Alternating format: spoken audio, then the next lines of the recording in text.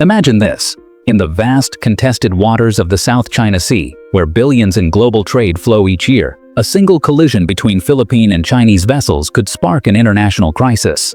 Just days ago, on September 25, 2025, the United States announced a $55 million boost in maritime aid to Indo-Pacific nations, including the Philippines, aimed at countering illegal activities and upholding international law. This isn't just cash, it's a strategic lifeline amid rising tensions with China. Why does it matter? For Filipinos facing daily encroachments in their exclusive economic zone, this funding could mean better patrols and deterrence. For Americans and Canadians, it's about securing vital sea lanes that underpin global stability. But the big question lingers. What will the Philippines do with its share? Will it buy radars to spot intruders from afar, drones to surveil hidden reefs, or bolster its coast guard to stand firm?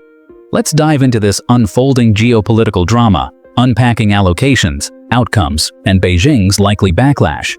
But before we continue, here's a quick question for you. Which ocean surrounds most of the Philippines? Option A, Indian Ocean. Option B, Pacific Ocean. Option C, Atlantic Ocean. Can you guess this? Comment your answer below. Let's see how well you know this. Alright, now back to the topic. Chapter 1. The U.S. announcement and its broader context. On September 25, 2025, U.S. Secretary of State Marco Rubio unveiled $55 million in new maritime law enforcement funding during a ministerial meeting at the United Nations General Assembly in New York. This aid targets Indo-Pacific partners like the Philippines, Vietnam, Indonesia, Malaysia, and Pacific Island nations to combat illicit fishing, trafficking, and unlawful claims, code for challenging China's expansive assertions in the South China Sea. It's part of a $1.5 billion U.S. investment since 2017 in regional maritime security.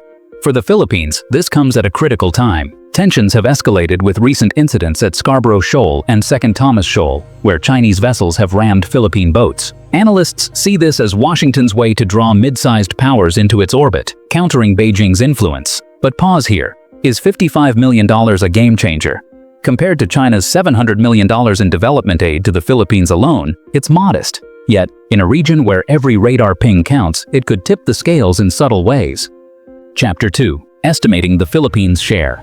The exact slice for the Philippines remains undisclosed, but as a key U.S. treaty ally, it's poised to receive a significant portion, perhaps $10 to $15 million, based on similar past allocations like the $500 million military aid pledged in 2024. This funding falls under the U.S. State Department's efforts to enhance maritime domain awareness. Think of it as targeted support, not a blank check. Philippine officials have hinted at prioritizing non-lethal enhancements to avoid escalating conflicts. In a human lens, this means empowering Coast Guard personnel, many from fishing communities, who risk their lives daily. Expert insight from the South China Morning Post. Manila won't splurge on high-end weapons but focus on practical tools. Suspense builds. Will this share cover radars for Palawan's western coast or drones for the Luzon Strait? It's a puzzle, but one that aligns with joint U.S.-Philippine exercises, like those in January 2025, which tested interoperability in disputed waters.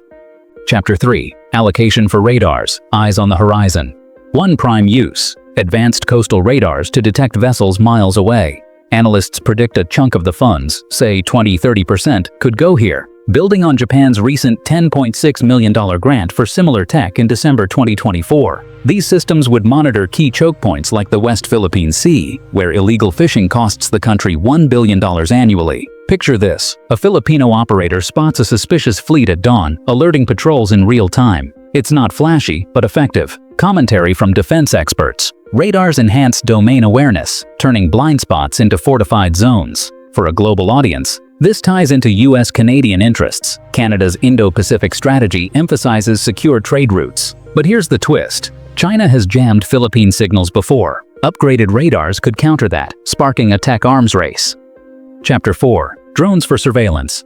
Next up, surveillance drones potentially claiming 25 to 35% of the share. The Philippines is eyeing Indian underwater drones and U.S. aerial models to patrol disputed reefs without risking lives. In September 2025 reports, Defense Secretary Gilberto Teodoro called them cost-effective for monitoring China's artificial islands. Stats show drones could cover 200 nautical miles per flight, gathering evidence for international tribunals.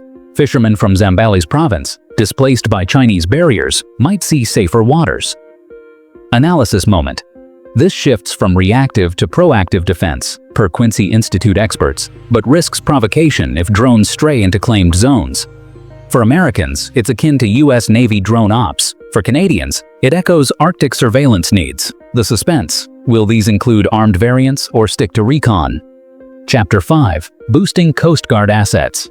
Coast Guard upgrades could absorb 30–40% of the funds, including fast boats and training programs. Building on the US's $8 million pledge in October 2024 for PCG modernization, this might fund bases on Palawan's coast. Envision new vessels patrolling Ayungin Shoal, where resupply missions face blockades. Quotes from PCG officials: "This aid empowers us to enforce laws without militarization." Data: the PCG has grown from 10,000 to 30,000 personnel since 2020, but lacks assets. Insight: it's a gray zone strategy, civilian enforcement to de-escalate. Globally, it resonates with Canada's Coast Guard collaborations in the Pacific. But the reveal: China views this as US proxy building, potentially leading to more confrontations. Chapter 6. Strategic outcomes for the Philippines. Strategically, this funding fortifies Manila's stance under the 1951 Mutual Defense Treaty with the US. Outcomes include better deterrence against China's 9-line claims, invalidated by a 2016 arbitral ruling, economic boost. Protected fisheries could add $500 million yearly to GDP. Communities in Batans or Spratlys gain security, reducing migration pressures. Expert take: it pulls the Philippines deeper into US alliances, per House committee urgings for more funding. For Filipinos aged 35+, it's about sovereignty amid generational disputes. Suspense: could this lead to trilateral pacts with Japan, enhancing radar networks? Chapter 7. Broader implications for the US, Canada, and global allies. For the US, it's a low-cost way to project power, aligning with the Pacific Deterrence Initiative's $9 billion budget. Canada, with its $175 million Pacific aid, sees shared interests in rule-based order. Globally, it signals multilateral pushback. Over 35 nations discussed threats at the UNGA. Analysis: this could deter aggression, but risks entrapment in conflicts. Story element: American taxpayers fund stability for trade routes carrying 60% of global cargo. Chapter 8. Anticipating China's response. China hasn't issued an official reaction as of September 29, 2025, but patterns suggest condemnation. Past responses to US aid label it provocative interference in South China Sea affairs. Beijing might ramp up patrols or economic pressure, as seen after 2024 joint exercises. Quotes from state media: similar moves are hegemonic. Strategic fallout: it could accelerate China's militarization of reefs. Insight: while $55 million pales against Beijing's billions in regional finance, it heightens gray zone tensions. For international viewers, it's a reminder of superpower rivalries' ripple effects. In the end, this $55 million US maritime aid isn't just about gadgets, it's a statement of solidarity in choppy waters, empowering the Philippines to safeguard its seas with radars, drones, and stronger coast guards. Enhanced surveillance could deter illegal activities, bolstering economic security for millions while challenging China's dominance. Yet, it risks escalating a delicate balance where one misstep ripples globally. For Filipinos, Americans, Canadians, and beyond, it underscores the high stakes of freedom of navigation. As tensions simmer, ask yourself, in a world of contested oceans, can alliances like this prevent conflict, or do they invite it? Share your thoughts below. How do you see this playing out for the Philippines? If this deep dive into geopolitics hooked you, hit subscribe for more investigative stories on Indo-Pacific flashpoints. Your engagement keeps the conversation alive.